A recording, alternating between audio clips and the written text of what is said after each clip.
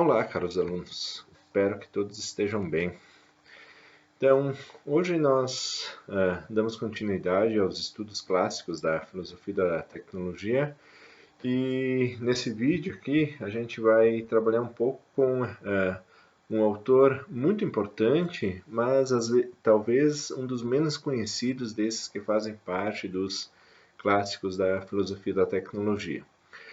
Estamos falando de um filósofo alemão chamado Arnold Gehlen, que escreve o livro chamado A Alma na Época da Técnica, no qual ele tenta desenvolver ou aplicar a análise da sociedade tecnológica, algumas das teses relativas ao fundamento biológico da capacidade humana de produzir instrumentos. Então, vejam vocês, cada um desses autores que nós viemos trabalhando até o presente momento, seja Ortega y Gasset, seja Heidegger, seja agora Gehlen, eles têm, digamos assim, uma perspectiva, um ponto de partida, um pressuposto que permite eles pensar, desenvolver uma forma de raciocínio. E a partir da qual eles tentem compreender e identificar as questões técnicas. Então, no caso de Gehlen, ele vai defender, digamos assim, ou vai propor uma tese antropológica, ou seja, tem um elemento por detrás segundo o qual pressupõe, por exemplo, ou nos remete ao velho mito de Prometeu, ou seja, que o homem é um daqueles animais no momento da criação e no desenvolvimento e na concessão de talentos aos animais. O homem foi aquele animal que foi privado de todos os talentos, ou seja, na distribuição dos talentos, o leão ficou com as garras, as aves ficaram com as asas, o urso ficou, digamos assim, com uma camada espessa de pele. Já todos os animais eles tiveram talentos. E o homem ele ficou desprovido, digamos assim, desses órgãos especializados. Ou seja, ele não tem nenhum instinto que se sobrepõe perante os animais. Então, perante os animais e perante o ambiente, ele é um ser, digamos assim, frágil. Ele é um ser desprovido de todas essas capacidades, se comparado, digamos assim, aos outros animais. Então, nesse sentido, a tese antropológica por detrás é que o ser humano, o homem, ele não está naturalmente adaptado para viver nesse ambiente. Ou seja, nós não estamos naturalmente adaptados. Nós precisamos fazer o quê? Nós precisamos reagir, nós precisamos nos voltar contra a natureza. Por quê? Porque, dada a nossa constituição, a natureza é muito agressiva com o ser humano. Então, nesse sentido, nós podemos dizer que a nossa essência ela depende, digamos assim, de uma ação. Ela depende, acima de tudo, de uma conduta inventiva que é dada, digamos assim, pela nossa inteligência. Então, se comparado com os outros animais, se nós não temos, digamos assim,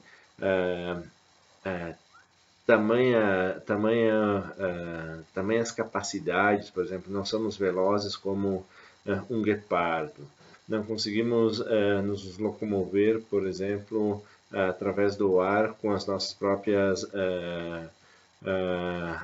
asas. Os nossos braços eles são muito curtos, nós não conseguimos, por exemplo, quebrar muitas coisas com as nossas mãos, nós não conseguimos rasgar muitas coisas com os nossos dentes, nós não conseguimos ver muito distante, por exemplo, nossa visão é infinitamente menor do que uma visão de uma águia ou de uma outra ave que caça. Ou seja, nós somos seres, nós somos animais desprovidos de talentos e habilidades, digamos assim.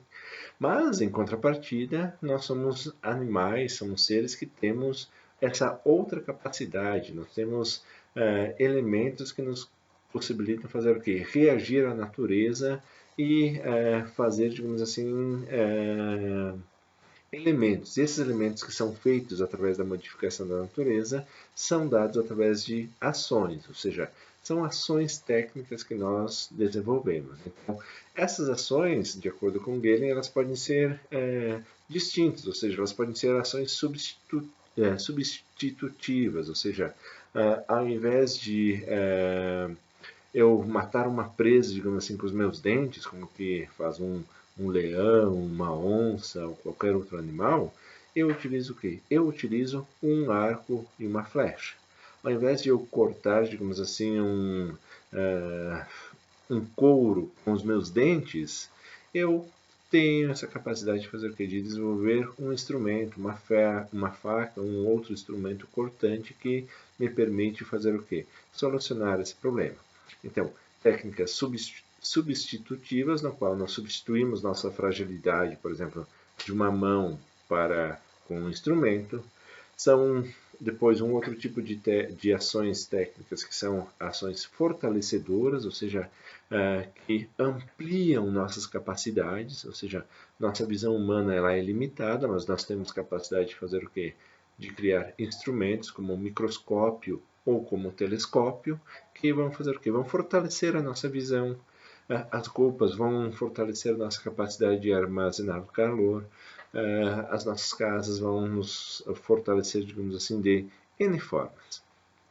E por fim, ações técnicas chamadas de facilitadoras, ou seja, aquilo que nós queremos com maior facilidade, ou seja, nós queremos nos locomover de um ponto A para um ponto B, nós podemos desenvolver o quê? Um instrumento ou um dispositivo que utilize rodas, se for um aspecto de proximidade. Se nós precisarmos atravessar uma região alagada ou com água, nós utilizamos o quê? Nós utilizamos um barco. Se nós precisamos cruzar grandes distâncias, nós desenvolvemos uma aeronave. Então, são diferentes concepções técnicas que são desenvolvidas. Então, aqui é importante a gente caracterizar e tentar marcar bem a posição de Galen. Então, Galen define a técnica como as capacidades e os meios pelos quais o homem põe a natureza a seu serviço, identificando as propriedades e as leis naturais para explorá-las e controlar a sua interação. Ou seja, o ser humano ele faz o quê? Ele tem essa capacidade, ele desenvolve os meios para fazer o quê? Tentar controlar a natureza. Ou seja, controlar aqui no sentido de que a gente consegue fazer o quê? Manipular a natureza de uma forma mais ou menos adequada. Dentro de um horizonte de possibilidades, nós mantemos, digamos assim, o controle da natureza. Claro que não temos o controle sobre furacões, não é esse tipo de furacões, não temos controle sobre alguns outros elementos desastres naturais. Isso a gente não tem controle, mas no dia a dia, digamos assim, a gente tem a capacidade de controlar. Nós controlamos a temperatura de um ambiente, nós controlamos a produção de alimentos, nós controlamos, digamos assim, a disponibilidade de água, nós controlamos basicamente tudo aquilo que está ao nosso redor, ele é passível de controlação. Então, isso o que é? É a investida que o homem faz à natureza, no sentido de tentar controlá-la. Quando que o homem tenta controlar a natureza, ele age tecnicamente. Então, nesse sentido, por isso que tem uma tese, digamos assim, antropológica por detrás, é que a técnica é concebida como uma espécie de impulso básico do homem de controlar a natureza. Ou seja, se nós não queremos controlar a natureza, se nós não buscamos o controle da natureza, a natureza será o quê? Será extremamente agressiva conosco. A natureza vai nos causar dor, vai nos causar sofrimento, vai nos trazer, digamos assim, prejuízos a nós.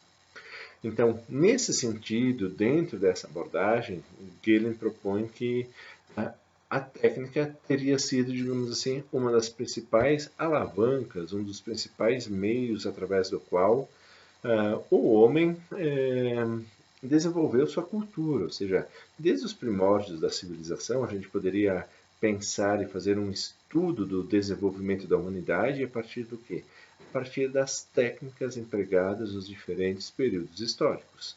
Lá, desde os primórdios, com o controle do fogo, com a invenção e a criação da roda, o desenvolvimento das primeiras habitações, até, digamos assim, na modernidade, com o desenvolvimento de satélites, de sondas espaciais, de tecnologias ah, ah, virtuosas que permitem fazer o quê? Que permitem controlar o ambiente no qual nós estamos inseridos. Só que vejam vocês, para Gehlen, há diferentes estágios ou diferentes formas da gente procurar controlar a natureza. Por quê? Acima de tudo, Gehlen ele vai partir do pressuposto de que o controle da natureza ele não é buscado apenas pelo homem moderno, pelo homem contemporâneo. Claro que o aumento da eficácia, da eficiência se dá no tempo moderno, se dá nos dias atuais. Mas tanto a magia, digamos assim, lá dos primórdios ou das civilizações menos desenvolvidas, quanto a técnica, eles buscam colocar a natureza a serviço do homem, identificando métodos e procedimentos adequados. Então, vejam vocês, mesmo as sociedades menos desenvolvidas, mesmo aquelas sociedades mais remotas, elas vão fazer o quê? Elas vão tentar encontrar ordem, elas vão tentar intervir na natureza para restabelecer uma certa normalidade ou uma uniformidade das coisas. Então, de certa forma, o intuito da gente pensar uma sociedade que utiliza magia, o que é a magia? É uma tentativa de eu fazer algo para que este algo faça o quê? Modifique o exterior e traga, digamos assim, algumas vantagens. E aí a gente poderia pensar, por exemplo, alguns rituais em relação ao tempo, ou seja, o que é a dança da chuva? É um ritual, é uma tentativa mítica, é uma tentativa folclórica de fazer com que, através de danças, através de celebrações, a gente conseguisse fazer o quê? Mexer nas forças do universo e fazer com que o universo proporcionasse a chuva.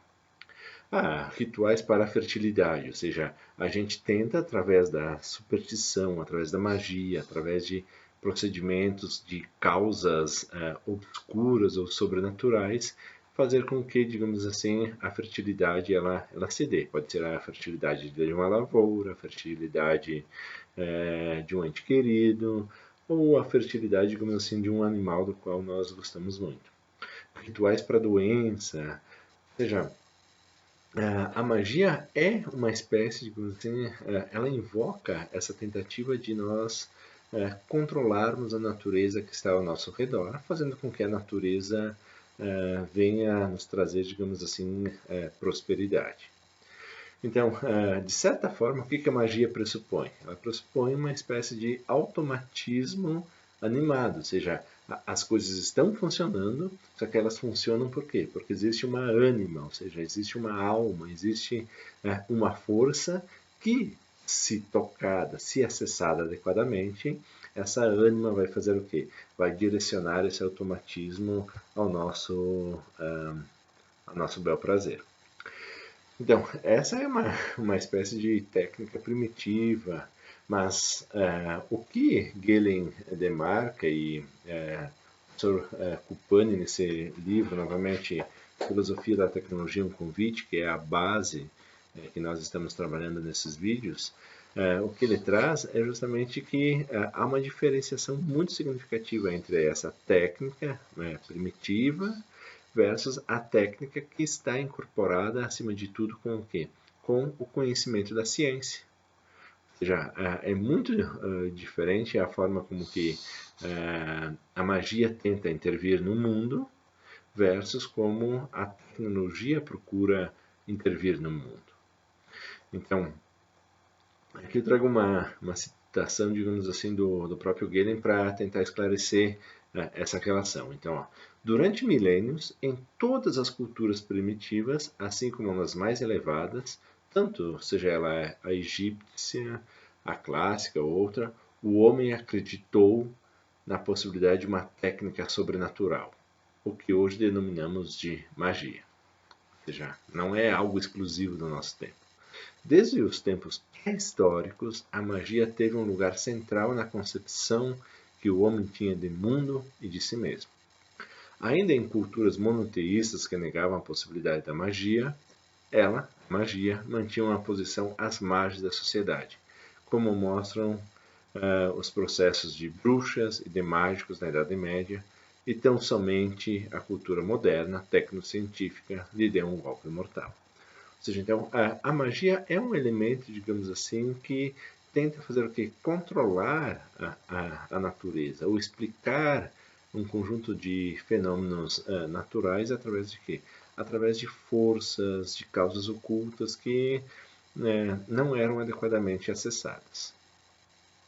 Então, olhando para trás, olhando para o passado, Galen ele vai propor, digamos assim, que há basicamente três estágios através dos quais nós podemos identificar essa espécie de progresso técnico, ou três formas de nós caracterizarmos um desenvolvimento técnico, que tem como finalidade, acima de tudo, buscar facilitar a ação humana, ou seja, é próprio da nossa natureza tentarmos fazer o quê? Tornar as coisas cada vez mais fáceis. Ou seja, isso que nos torna humanos. Ou seja, se para ligar uma luz eu preciso sair do ponto A até o ponto B, ótimo, já é uma forma que resolve o problema. Mas se eu tenho, por exemplo, a capacidade de, num estalo de dedos, eu fazer com que isso seja possível, isso facilita a minha ação humana. Claro que eu utilizei aqui um exemplo muito trivial, muito banal. Mas vejam vocês, teoricamente, essa banalidade aqui, que poderia ser muito contestada, mas na concepção de Galen, faz parte, digamos assim, da própria natureza humana. Ou seja, nós somos impelidos para fazer o quê? Para tentar nos facilitar a cada vez mais, digamos assim, a nossa vida, ou seja. Então vamos lá, tentando compreender então esses três estágios, esses três momentos, esses três períodos de desenvolvimento da técnica. O primeiro período seria o período da ferramenta, seria o período do instrumento, que acaba fazendo o quê? Prolongando o desempenho dos órgãos humanos. Ou seja, se eu não. O que é o prolongamento dos órgãos humanos? Eu tenho uma faca porque eu desenvolvo uma faca, desenvolvo um garfo, desenvolvo uma flecha, desenvolvo uma arma. Por quê? Porque eu não tenho essa capacidade de fazer o quê? De rasgar novamente uma pele com tamanha facilidade, seja com minhas mãos, seja com os meus dentes. Ou seja, a técnica seria o quê? Seria um prolongamento dos meus órgãos. Novamente, como que eu sou um ser sem sem nenhum grande dom, sem nenhum grande talento, eu preciso suprir essa fragilidade com o quê? Com modificações, ampliando, digamos assim, os meus sentidos. Então, aqui as ferramentas, se eu preciso me alimentar e preciso quebrar uma noz, e essa noz eu não consigo quebrar com a minha mão, com o meu punho, porque acabaria machucando minha mão e meu punho, então eu desenvolvo o quê? Uma ferramenta. Pode ser uma pedra, pode ser um martelo, pode ser um quebrador de nozes. Que seria o quê? Que seria uma espécie de prolongamento. Então, algo característico desse momento das ferramentas e dos instrumentos está no elemento de que a energia e o ingrediente psíquico ainda depende do sujeito, ou seja, é o sujeito que precisa manipular. Ou seja, eu tenho um quebrador de nozes, se eu não agir, se eu não colocar, se eu não acionar, digamos assim, esse processo mecânico, isso não irá funcionar. A faca está aí, se eu não utilizar ela adequadamente, ela não vai ter nenhuma funcionalidade, ela não irá me ajudar em nada. Se eu tiver um arco e uma flecha e não souber manusear, se não tiver a habilidade necessária, esse arco e essa flecha provavelmente não servirão de nada, não ajudarão a trazer alimento para mim. Por quê? Porque o instrumento, a ferramenta, ele vai depender ainda do agente. O agente ele vai utilizá-lo, digamos assim, de um modo X, Y ou Z. Ok? No segundo estágio, de acordo por ele, nós damos um salto, porque não falamos mais de instrumentos, mas sim vamos falar de máquinas. E qual a principal diferença aqui? Isso é importante para essa disciplina, para a gente pensar a diferença entre um instrumento e uma máquina, ou um objeto e uma máquina. É que, nesse caso da máquina, a energia fica objetificada, ou seja, a energia, há um acúmulo, digamos assim, de elementos que vai dispensar o quê? A energia humana. Por exemplo, pense no motor. O motor tem uma força X, Y ou Z capaz de fazer o quê? De levar uma carcaça de carro para lá ou para cá, capaz de fazer o quê? De bombear uma água que está no subterrâneo até a superfície, capaz de fazer o quê? De puxar uma carga enorme, digamos assim, de alimentos. Então, o que é o motor? O motor é uma máquina, por quê? Porque a energia já está concentrada em seu interior. Ou seja, não é mais o sujeito, não é mais o agente que vai fazer o quê? Que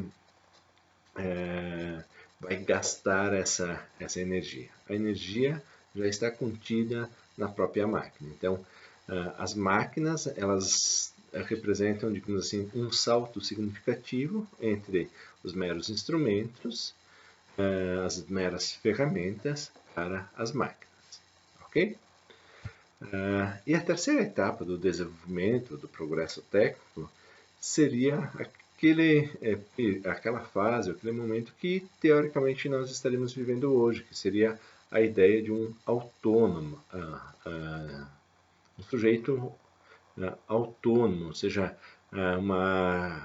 um princípio que pressupõe, acima de tudo, uma automação, ou seja, dispensa tanto a contribuição intelectual humana, ou seja, aqui nós poderíamos falar do quê? Da ideia de inteligência artificial, na capacidade das máquinas corrigirem seus próprios erros, das máquinas fazerem seus próprios reparos, não mais máquinas, mas sistemas interligados inteligentes. Ou seja, não estamos falando mais de máquinas que a energia está contida simplesmente aí dentro, mas ainda depende, digamos assim, de um start humano. Na questão da automação, tudo já está interligado e as coisas tendem a funcionar por si só. Então, aqui nós temos uma espécie de descrição, ou seja, como que nós poderíamos entender a tecnologia. A tecnologia como uma ampliação das habilidades humanas, ou seja, através do quê? Através da reformulação da própria natureza. E aqui vem um elemento importante, porque eu retomo ao raciocínio do Pani, que ele diz o seguinte, ó, como resultado dos princípios citados anteriormente, então, dessas três fases de se compreender a técnica, apesar de ser a capacidade técnica algo necessário e inerente à condição humana, ela é hoje exercida atualmente de uma maneira que prejudica o próprio homem. Ou seja, aqui temos alguns conceitos que são importantes de serem observados, que diz a espécie de intelectualismo, ou seja, a técnica ela é tão artificial, os sistemas autômatos são tão sofisticados que eles pertencem apenas ao quê? A um grupo restrito de pessoas que têm acesso a essas capacidades. Um exemplo bem simples, bem banal. Quantos de nós conseguem fazer um reparo, por exemplo, ou consertar um dispositivo que a gente tem, seja um celular, seja uma TV, seja um computador que apresenta alguma pane? Ou seja, poucos de nós têm essa habilidade, esse conhecimento. Por quê? Porque é algo muito intelectualizado, ou seja, é algo que foge, digamos assim, daquela capacidade humana. Parece ser algo muito mais restrito a uma tecnocracia, ou seja, aqueles que conhecem, eles vão poder fazer o quê? Programar, vão poder lidar de uma forma muito mais adequada, ou somente eles poderão solucionar esse tipo de problemas. Então, esse intelectualismo e o próprio experimentalismo, ou seja, que tudo é possível de ser experimentado, e hoje a gente já pode ter sensações, experienciar sensações, visualizar N coisas, ou seja, o universo está aberto à nossa experiência. Então, nós experimentamos, digamos assim, tudo aquilo que está ao nosso redor. Só que tanto o intelectualismo quanto esse experimentalismo, e aí viria também a aparente falta de interesse em algo duradouro, ou seja, não se tem mais uma preocupação de fazer algo que seja duradouro, não se tem mais uma pretensão de que se faça algo para a eternidade. As coisas passam a ser bastante efêmeras, as coisas passam a ser concebidas a partir de uma relação espaço e tempo muito restrita, elas são feitas para durar pouco tempo. As coisas são pensadas para solucionar problemas um tanto quanto imediatos.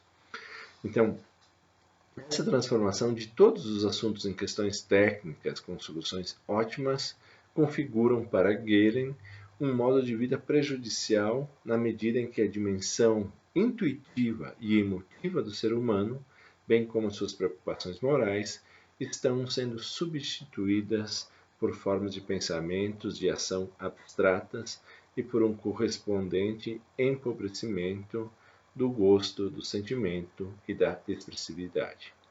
Ou seja, essa tecnificação de a gente traduzir tudo aquilo que nos cerca a elementos técnicos está fazendo o quê? Está nos empobrecendo, ou seja, está sendo prejudicial ao próprio homem.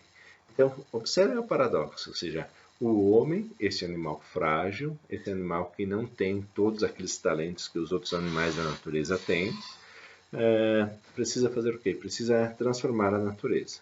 Só que a transformação ela foi tanta, ela digamos assim, pautada, chegou a um nível que, digamos assim, está sendo nociva para o próprio homem, que acaba fazendo o quê? Afetando tanto o nosso aspecto emotivo, tanto o nosso aspecto intuitivo, tudo passa a ser intelectualizado, as emoções, as paixões, os likes, os dislikes, tudo isso passa a ser contabilizado, passa a ser estruturado, passa a ser intelectualizado. Então, de acordo com Galen, isso é muito problemático. Por quê? Porque nós não somos tudo isso, nós não nos reconhecemos mais como esses seres. Nós criamos a técnica para fazer o quê?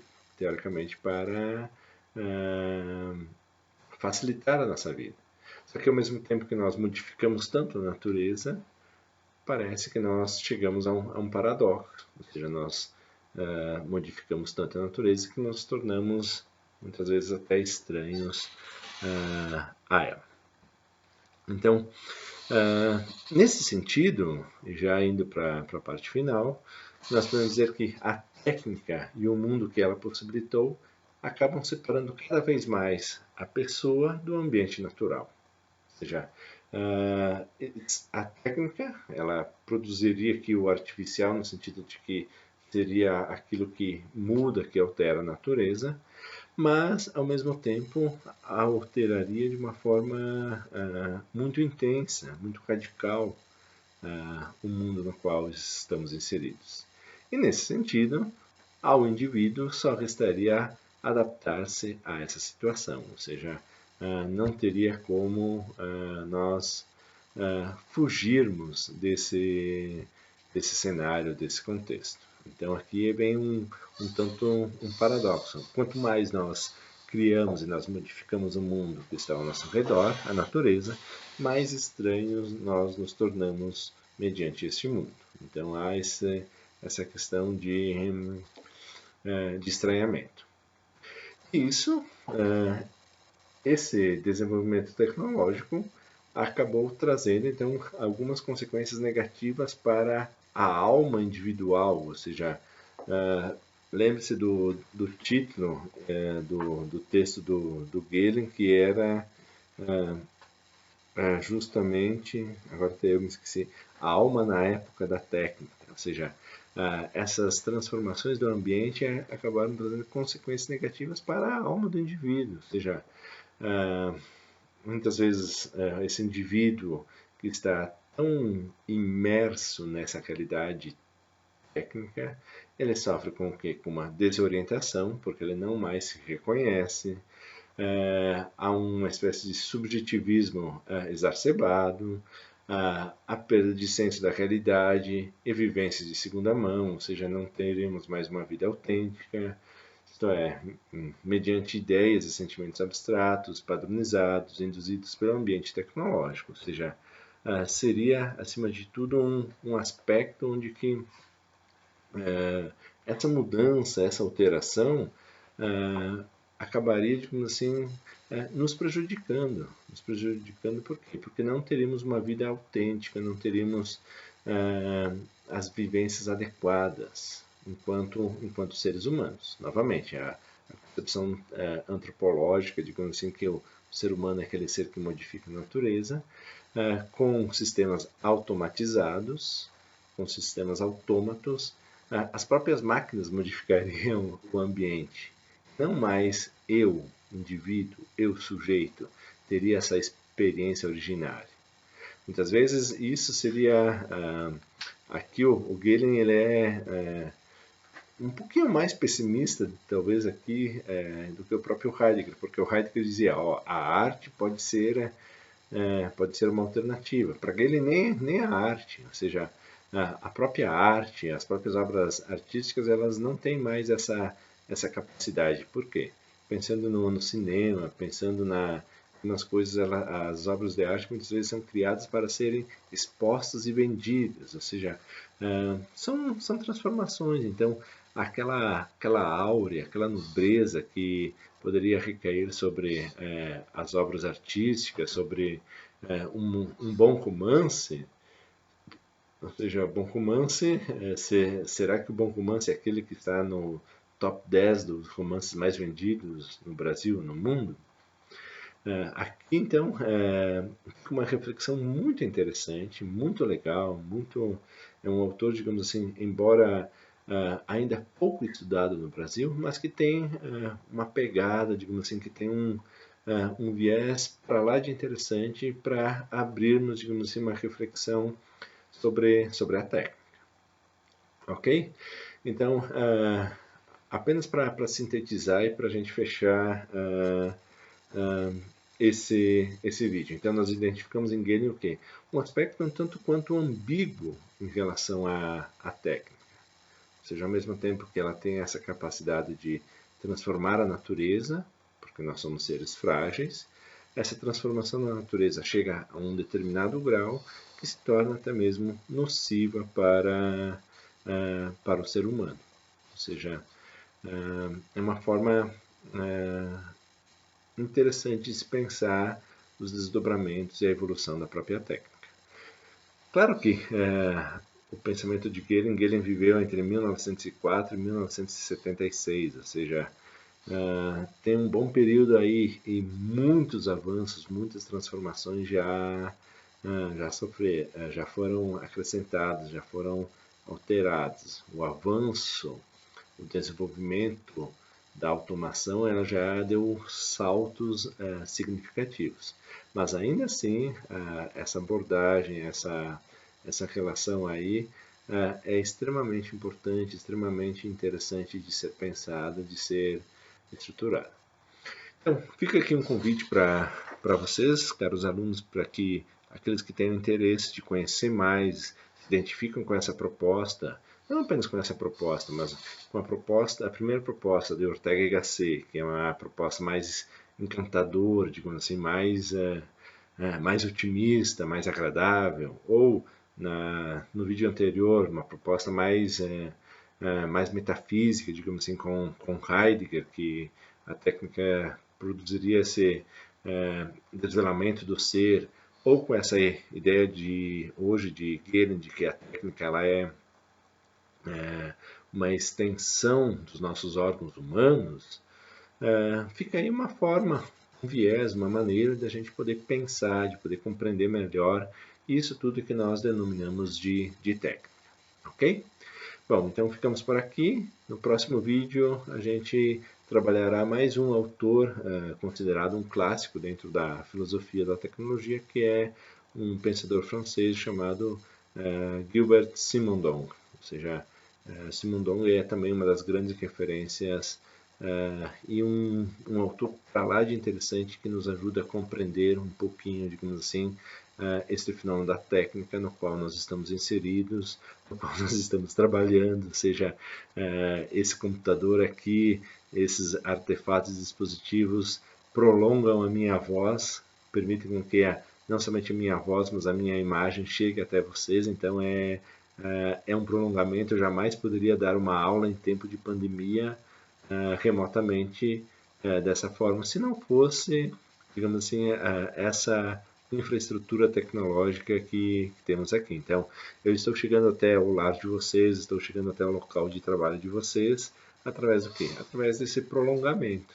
Ou seja, um prolongamento da minha voz, é um prolongamento da minha imagem. Eu saio aqui da minha casa, do meu local de trabalho e chego, digamos assim, em diferentes confins. E vejam que legal, que bacana. Em diferentes espaços, em diferentes momentos. Ou seja, é um processo lento, um processo gradativo e que precisa ser pensado, precisa ser compreendido. Então, nós, enquanto filósofos, enquanto pensadores, enquanto sujeitos que queremos compreender o desenvolvimento da tecnologia, nós precisamos lidar com essas questões. Ok? Pessoal, ficamos por aqui e até mais. Vejam as instruções lá na plataforma Moodle. Um abraço a todos e até mais.